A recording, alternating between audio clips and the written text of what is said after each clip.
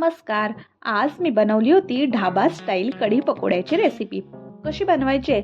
चला बघूया आपण आजच्या व्हिडिओमध्ये. सगळ्यात आधी आपण कढी बनवून घेऊया.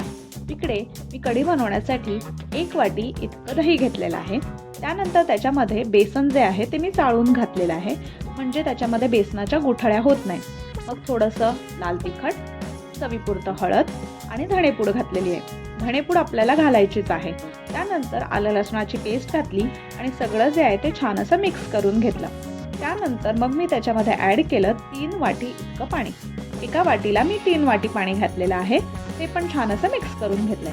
आता फोडणीसाठी एका कढईमध्ये मी तूप घेतलेलं आहे. कढी आपण तुपामध्ये बनवायची आहे. त्यानंतर त्यामध्ये घातलेलं आहे जिरं, बारीक चिरलेला लसूण, थोडेसे खडे मसाले म्हणजे लवंग आणि काळी मिरी घातलेली आहे आणि मेथी दाणा घालायचा आहे आणि लाल मिरची. लाल मिरची जी आहे ती ऑप्शनल आहे, तुम्ही स्किप करू शकता. फोडणी छान परतल्यावरती त्याच्यामध्ये आपण ॲड करणार आहोत आपलं दह्याचं मिक्सचर.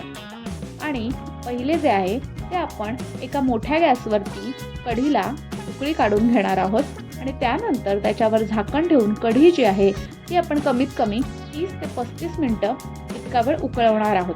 त्यामुळे कढीची चव सुंदर होते आणि कढी छान घट्टसुद्धा बनते. आता आपण भजी बनवायला घेऊयात. इथे मी एक मोठा कांदा कापून घेतलेला आहे. त्यामध्ये घातलेली आहे हिरवी मिरची, बारीक चिरलेली कोथिंबीर, ओवा, लाल तिखट आणि हळद आणि मीठ. आता कांद्याला पाणी सुटेपर्यंत आपण वाट बघायची आहे आणि मग त्याच्यामध्ये आपण ॲड करणार आहोत बेसन. आता आपण बेसन जे मिक्स करणार आहोत ते कांद्याला सुटलेल्या पाण्यामध्येच मिक्स करायचं आहे.